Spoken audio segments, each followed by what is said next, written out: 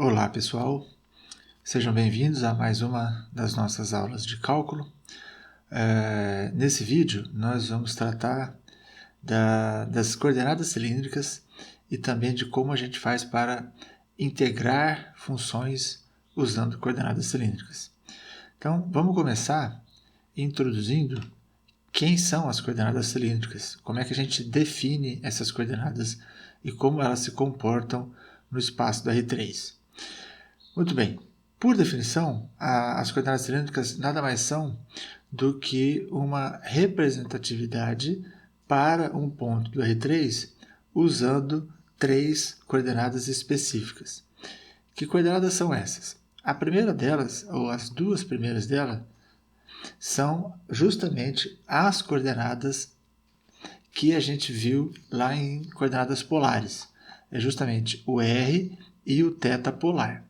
Então, dado um determinado ponto no espaço, a gente projeta esse ponto para o plano XY e a partir dessa projeção a gente obtém as coordenadas R e θ lá das polares. E o terceiro elemento Z dessas coordenadas, o Z é a própria coordenada Z das coordenadas cartesianas. Então, a própria altura do ponto me dá a coordenada Z. Bem, com isso, tendo essa definição de coordenadas cilíndricas, que é muito baseada nas coordenadas polares, efetivamente o que nós temos são as coordenadas polares acrescentadas da coordenada Z cartesiana. A relação entre as coordenadas cartesianas e cilíndricas vão ser as mesmas das coordenadas cartesianas com polares lá no espaço de duas dimensões. Ou seja, o x continua sendo r cosseno θ, o y continua sendo r seno θ, uma vez que z é igual a z porque eu não mudo a coordenada z de um sistema para o outro. E a gente já viu, em virtude dessa relação de y e x com r θ, a gente chega à conclusão de que x² mais y² é o r ao quadrado e mais ainda, a tangente do ângulo é y sobre x. Bom, então vamos ver agora algumas superfícies que são bastante importantes no estudo das coordenadas cilíndricas e nas integrais utilizando coordenadas cilíndricas. Vamos ver então algumas superfícies que vão ser muito comuns e muito importantes ao longo dos nossos estudos das integrais em coordenadas cilíndricas. A primeira dessas superfícies que eu quero apresentar para vocês é quando eu tenho a coordenada r igual a uma constante. Então, se eu tenho um sistema de três coordenadas e uma dessas coordenadas é constante e as outras duas coordenadas estão variando, evidentemente que nós temos uma superfície. Bom, que superfície é essa? Se a gente lembrar das coordenadas polares, quando o r é constante e o θ varia, a gente tem um círculo. Como agora, além do θ estar variando, o z também varia, então a superfície que nós obtemos agora vai ser um cone, daí um cilindro, daí o nome coordenadas cilíndricas. Né? Veja só, eu tenho aqui o r, aqui eu tenho o meu r constante, e aí eu faço o θ variar, obtendo a circunferência, e aí quando eu faço o z variar, eu obtenho o cilindro, certo? Então, essa é a primeira das superfícies que é muito importante no nosso estudo. Além dessa, a gente olha também a outra superfície, que é quando o θ é constante. Então, nesse caso, o r varia e o z também varia. Então, ao fixar um ângulo aqui no espaço e variar o r e o θ, e variar o θ e o z, a gente tem um plano. Lá nas coordenadas polares a gente tinha uma reta.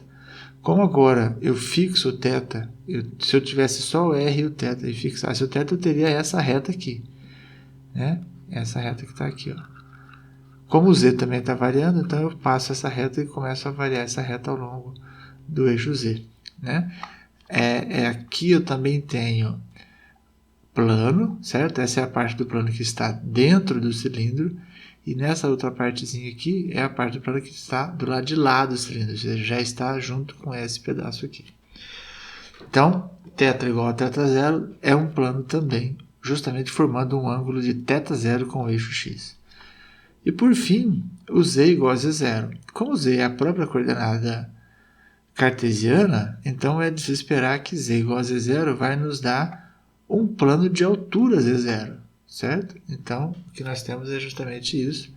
Esse é um plano. Essa cor diferente aqui é só para mostrar que essa parte está dentro de um cilindro, mas se não tivesse cilindro, eu teria apenas o plano na altura z igual a z0. Certo? Então, essas superfícies são bastante importantes nesse estudo. Vamos ver agora como é que a gente define uma integral em coordenadas cilíndricas.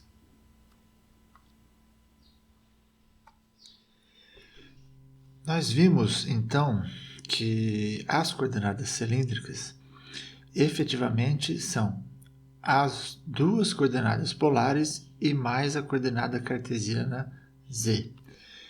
Para definirmos uma integral tripla em cima das coordenadas cilíndricas, a primeira coisa que a gente precisa é reescrever a nossa função em coordenadas cartesianas para coordenadas cilíndricas.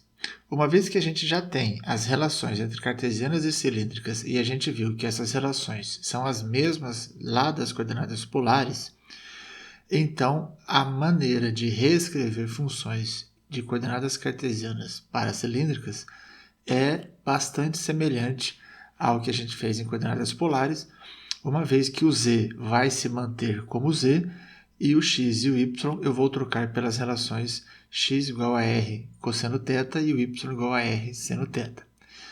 Então, tendo ciência desta relação entre as cartesianas e as cilíndricas, o que a gente precisa agora é entender como é que vai ficar o elemento de volume, o dv, em coordenadas cilíndricas. Como é que vai ficar isso aqui? Lá nas polares, a gente lembra que o elemento de área, o dA, era r dr dθ. É óbvio que esta relação vai nos ajudar muito no entendimento agora do elemento de volume das coordenadas cilíndricas. Então, a primeira coisa que a gente precisa entender é quem é o nosso novo cubo, aquele cubo pequenininho que a gente particiona a nossa região do R3. Bom, nas coordenadas cilíndricas, o que a gente tem é o que a gente chama de cunha cilíndrica. Uma cunha cilíndrica nada mais é do que o nosso novo cubo quando eu faço uma variação em cada uma das coordenadas cilíndricas. Então, veja, o que nós temos aqui é a variação de θ, então eu tenho um Δθ aqui, eu tenho a variação de z, um ΔZ, e eu tenho uma variação de r, esse ΔR. Então, quando eu faço R variar, Z variar e θ variar, eu tenho esse cubo cilíndrico ou esta cunha cilíndrica. Bom, lá nas coordenadas polares, o que a gente fez? A gente tinha que calcular o elemento de área para esta base aqui. E nós vimos que esta base tinha como área o valor R, ΔR e Δθ.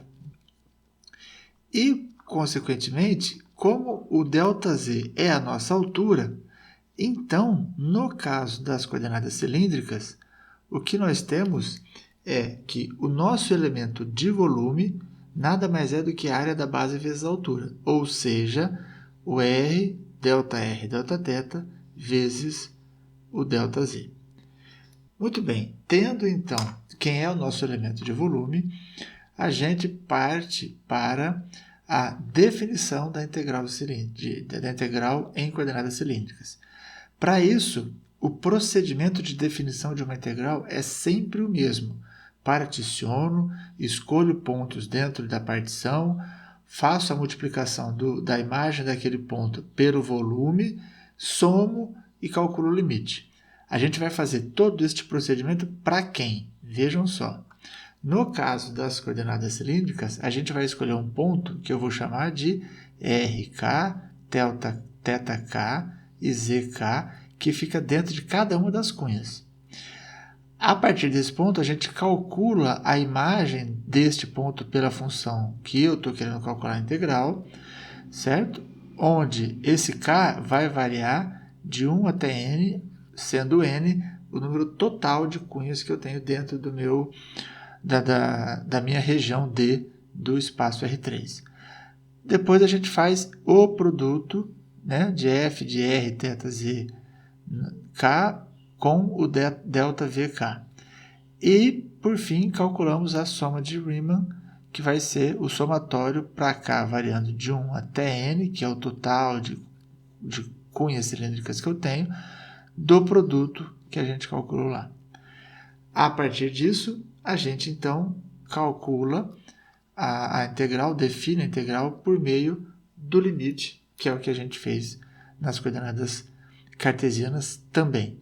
Então, calculando o limite da soma de Riemann, eu tenho a minha integral tripla, só que agora, como a soma de Riemann foi feita em coordenadas cilíndricas, então a minha integral também vai ser em coordenadas cilíndricas.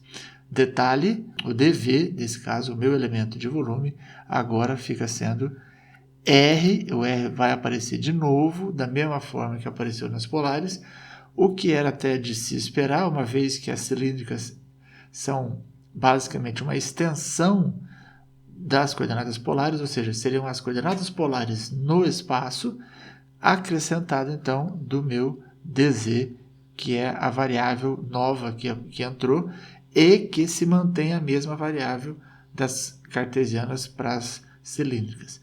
Então, obviamente que esta ordem pode se alterar, né? Mas o que a gente vai ver então agora é um exemplo para encontrar os limites de integração de uma integral em coordenadas cilíndricas. Bem, neste exemplo, o que nós vamos querer fazer é montar, não é calcular, é apenas montar a integral que possa vir a calcular essa integral tripla, tá? Numa função que dependa das coordenadas cilíndricas, onde D é descrito da seguinte forma. Ele é um cilindro reto, sólido, cuja base é a região que está no plano XY e dentro da cardioide, dada por essa equação, e fora da circunferência de R igual a 1. E o topo está nesse plano aqui. Bom, vamos entender quem é este sólido. Então, a primeira coisa que a gente vai fazer é esboçar essa região. Então, estando eu aqui no meu espaço R3, qual é a primeira coisa que eu vou fazer? Olhar para a cardioide. Bem, nessa cardioide, eu não desenhei ela inteira, mas só para você lembrar, já que a cardioide é a mesma das coordenadas polares, certo? Ela viria até aqui assim, ó. Ela teria essa parte que é a parte de trás da equação. Por que eu não desenhei isso? Porque a região fica dentro da cardioide e fora da circunferência. A circunferência, R igual a 1, seria essa circunferência que vai até aqui assim. Ó. Então, como está fora da circunferência, então essa região aqui tá dentro da circunferência. Então, isso aqui não vai entrar na região que eu estou querendo. Então, toda essa parte aqui está fora, né? Porque eu quero o que está dentro do cardioide e fora da circunferência. Então, essa parte não entra. Então, eu fico só com essas duas. Bom, e aí? O que a gente faz? A partir desse momento, nós vamos olhar agora para o plano, esse plano Z igual a 3 mais Y. Esse é um plano que é paralelo ao eixo x, né? Ele só depende de y e de z. Bom, como ele está dizendo que é um cilindro reto, o que significa que estas duas curvas, a circunferência e a cardioide, elas vão subir até bater no cilindro. Como é que ela vai fazer isso? Aqui, ó. Eu vou subir essas duas curvas e elas vão bater no cilindro. Como o cilindro é inclinado, essa curva, né, da cardioide, da circunferência e da cardioide vão ficar um pouco distorcidas em relação à base, porque elas estão inclinadas. Bem, e aí? Como é que ficam então os meus sólidos? Então, observe o seguinte, ó, eu tenho aqui o sólido de fora, que é formado pela cardioide, eu tenho o sólido de dentro, que é formado pela circunferência, então o que eu quero está entre estes dois, e essa tampa aqui é formada pelo aquele plano z igual a 3 mais y. Como nós estamos falando em coordenadas cilíndricas, então eu preciso reescrever esse plano em coordenadas cilíndricas, certo? Então, em coordenadas cilíndricas, eu simplesmente troco o y por r seno de θ, né? Nesse caso, especificamente. Então, a equação do plano aqui de cima é dada por z igual a 3 mais r seno θ. As equações da esfera, do cilindro r igual a 1 e do cardioide estão aqui já em coordenadas cilíndricas. Muito bem. Qual é o próximo passo, então? Agora a gente vai encontrar as variações. No caso de coordenadas cilíndricas, a gente já não entra mais naquela mesma daquela forma de analisar das coordenadas cartesianas. A gente vai olhando cada uma das variáveis, até porque as coordenadas r e θ variam no plano e a coordenada z varia no espaço. Então, vejam só o que acontece. A primeira variável que eu vou analisar aqui vai ser o θ. O que acontece com o θ? Quando eu olho para a minha região R, para a minha região D, perdão, o que a gente observa? Que o θ começa lá atrás em menos π sobre 2 e termina em π sobre 2. Eu não posso esquecer que quando eu olho para o θ, eu estou olhando só para o plano XY, certo? Eu só estou olhando para esse plano. E o que nós temos é, no eixo X, a gente tem metade de uma circunferência e uma parte do cardioide. Então, o θ, para eu poder varrer toda essa região, eu começo aqui embaixo e termino lá em cima, certo? Então, eu começo em menos π sobre 2 e termino em π sobre 2. Portanto, a variação de θ fica sendo de menos π sobre 2 até π sobre 2. E a variação de R? Bom, olhando para a descrição do sólido, o que a gente observa? Que o R varia, o R entra na região que eu estou querendo quando ele passa pelo círculo e sai da região quando passa pela cardioide. Então, essa é a parte do R que me interessa e que vai justamente da circunferência até o cardioide. Portanto, a variação de R fica sendo de R igual a 1 até R igual a 1 mais cosseno θ. E, por fim, a variação de Z vai ser uma variação espacial, ou seja, a variação de Z vai do plano Z igual a 0, que é quando ele entra na região, quando ele passa aqui embaixo, até o plano verde, que é quando ele sai justamente pelo plano verde. Então, como é que fica a variação de Z? De Z igual a 0 até Z igual a 3 mais R seno θ, que é justamente a equação desse plano Z inclinado, o plano verde inclinado. Ok? Pois bem, como é que fica então a nossa integral? Como eu estou calculando uma integral em coordenadas cilíndricas, o meu dv vai ter que constar esse r que vem junto já do dv, né? Agora eu vou colocar as minhas variáveis. Observe que θ está entre duas constantes, o R depende de θ e o Z depende de R de θ. Nesse caso, a minha variável θ tem que ser a última variável, ela precisa necessariamente ser a terceira, o R necessariamente precisa ser a segunda e a variável Z necessariamente tem que ser a primeira variável a ser integrada. Portanto, o que nós temos?